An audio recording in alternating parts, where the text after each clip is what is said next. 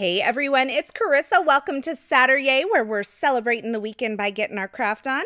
And today we're going to get our craft on by diving into 5 different ways to use background stamps. Now I have some of my favorite background stamps here with me today, and background stamps are available in a variety of different patterns. They're a great way to add texture, color, or pattern to your card. So the first way that we're going to use our background stamps today is to create some patterned paper. Now for this, I'm using my Misty and I'm taking out this black foam piece because this is a foam mount stamp or a cling stamp, and it already has the foam on it. So if you want to use a rubber cling mount stamp like this in your Misty, you need to remove that black foam piece in order to make it work. Now I've gone ahead and put my scratch paper back in there, and I've added a piece of Neenah Solar White cardstock. It's cut to about, 6 1/4 by 8 1/2-ish. And I'm inking up this bold diagonal stripes background stamp from My Favorite Things with some VersaFine Onyx black ink. Now I'm going to roll over it with this kitchen roller here. You can use a brayer or just rub over the surface of the stamp. And you can see I didn't get that deep, dark, crisp black image that you would normally get on a patterned paper. But that's okay because I am using my Misty for a reason. And that reason is so that I can ink this multiple times to build up the intensity of color on this quote-unquote pattern paper that I'm making today. So I've gone ahead, this is the 3rd time I've inked and stamped this stamp into the same place. That's why I'm using the Misty, is so I can stamp it over and over again. It'll be in the exact same place. And I'm going to finish this off by stamping it a 4th time. Now, once I have this stamped, I'm going to set it aside to let it dry. And I'm going to be honest with you, I make a bunch of this all at once and I keep it in my stash. If you know me, I use this black and white striped pattern paper a lot in my card projects. But keep in mind, you don't have to just use black and white, and you don't have to use even white cardstock. You can stamp it in any color that suits your needs on any color cardstock. And you can see once I have a bunch of them stamped and they're dried, I go ahead and cut them down and I store them with my 6x6 pattern paper pads.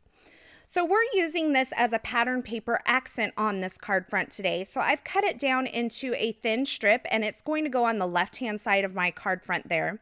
And now I'm taking a heart that I die cut from some Neenah Solar White cardstock, and I'm giving it an ombre treatment with some Copic markers. Now, creating white die cuts and then coloring them later to suit your needs is a great way to kind of have things on hand that you can use in a variety of ways.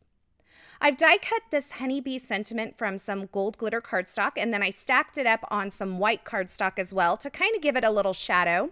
And then I am going to mount it onto the vellum piece that is like the big word bubble. It has a lot of area around it. And that is going to make up the sentiment grouping on all of my cards today. You're going to see me use both the hugs and the happy from Honeybee. And I went ahead and mounted my heart onto my card front with those stacked up pieces of paper over there.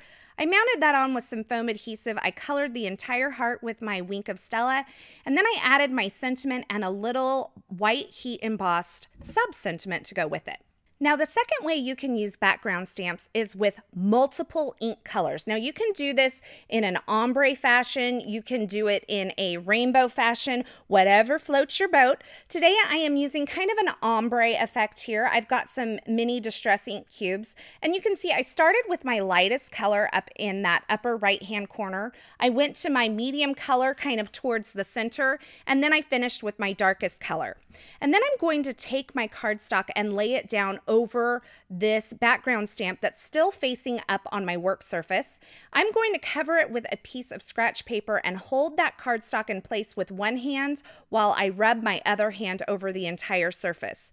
And this gives me kind of an ombre effect. Now I'm going to combine this with the 3rd way to use background stamps, and that's with partial inking. Now I always have to remember that where I want my inking is kind of the opposite. It's the mirror effect. So that's why you saw me kind of laying my cardstock down and seeing exactly where I want to add this ink in order to get it to the place I want it on my card front. And when I'm adding multiple colors, I kind of shimmy those ink pads around so that I don't have harsh lines. And then I like to tap around the edge with a microfiber cloth to make sure I don't have any blunt, kind of hard edges around the edge either. Now keep in mind, I've only inked up part of the stamp, so I'm going to get kind of just an area on the card front where I have that stamping. If you wanted a more precise area on your card front, you could absolutely use a mask instead on your card front to prevent that pattern from going beyond the borders of where you want it. The little sub-sentiment on this card says you've got mail, so I thought it would be fun to finish this card off with a little white envelope. I die cut this using a die from the Essentials by Ellen Line called the envelope slider dies.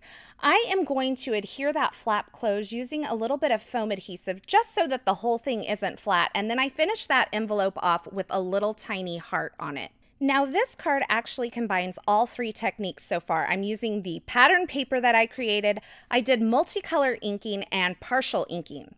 So now let's jump into our next technique, and that is creating an emboss resist background. Now you can do this with any background stamp. I am going to use the Concord and 9th Dottie Turnabout stamp set today. And what I'm doing is I'm prepping my stamp. I have this little guide that I printed out from the Concord and 9th website, and I'm lining the stamp up with the printed image, and then I'm using a T-square ruler to draw an X right in the center of my stamp. Now you only have to do this the first time you use it, and that's going to give you a guide about how to line up your stamp with your turntable. Now don't worry, your turntable is just a piece of 6x6 cardstock that you've drawn an X in the middle. I just happened to cut down the template and use that. And then I'm going to temporarily adhere this Bristol Smooth cardstock right in the center of my turntable. I'm going to ink up my stamp with some Versamark ink, and I'm going to stamp it down onto the Bristol Smooth. Now, in order to use this, I am going to just turn my turntable 90 degrees and then re-ink my stamp and stamp it again. Now, you can do this all 4 times, turning it 90 degrees each time, or you can only use a couple of times like I've done here. If you do it all 4 times, it's going to cover the entire background, and I didn't want that. So now I'm just adding some white embossing powder to my background, and I'm heat setting it with my heat tool. And now I'm going to add ink over the top. Now I chose to use the same color of distress ink that I used in my previous card, so I'm using the Tattered Rose, the Worn Lipstick, and the Abandoned Coral. And I'm blending it on using my ink blending tools here. Now I chose Bristol Smooth because it is notorious for being easy to blend distress inks on top of. And you can see as I add the ink over it, the areas where there is embossing powder resist the color. So I'm left with that white on white pattern with the color surrounding it. Now you don't have to only use this with ink blending. You can also use it with watercolor or some water-based markers. And what that embossing is going to do is repel the color, and you're left with all the color around the embossing. So it's almost like you're creating the negative portion of the stamped image. Now my final way to use background stamps for today is to create tone-on-tone texture. So I'm using this background stamp. It's called the Wallpaper Background Stamp from Hero Arts, and I'm inking it up with some Versamark ink and stamping it onto some light gray cardstock. Now you can use Versamark ink as a tone-on-tone ink on a lot of different cardstocks, but this wasn't showing up as intense tone-on-tone as I wanted. So I just covered it with a little clear embossing powder and then heat set that, and you can see how it really intensifies that tone-on-tone effect. Now, if you don't want to do the embossing and your Versamark isn't quite leaving you with the contrast that you want, you can just use a darker shade of the color of cardstock that you're using to create that tone-on-tone effect. So in this case, I would use just a slightly darker gray ink to create that tone-on-tone effect. But today I wanted it to be a little bit raised, a little bit shiny, and a little bit more intense, so I used that clear embossing.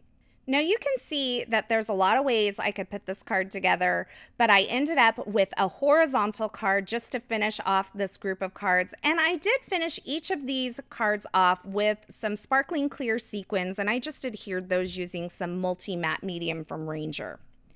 Now I also went back to each one of these cards and I added a layer of glossy accents over those glitter sentiments. And what that does is it just intensifies the shine of the glitter and it adds a little dimension to those die cut glitter sentiments. And I just love the way the glossy accents looks over this glitter cardstock.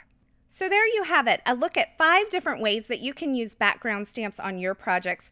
And of course, this isn't the complete list. There are many other ways that you can use them on your projects. And I would encourage you to pull out your background stamps and see what kind of things that you can come up with to add a little bit of color, a little bit of texture to your card projects.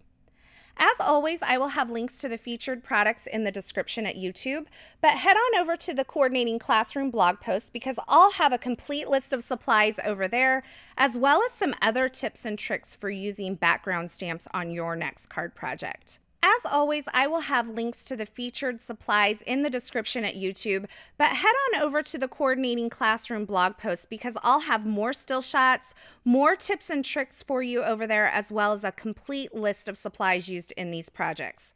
All of these supplies are available for purchase at ellenhudson.com. Thanks for stopping by, thanks for watching, and until next time, I hope you have a fabulous day.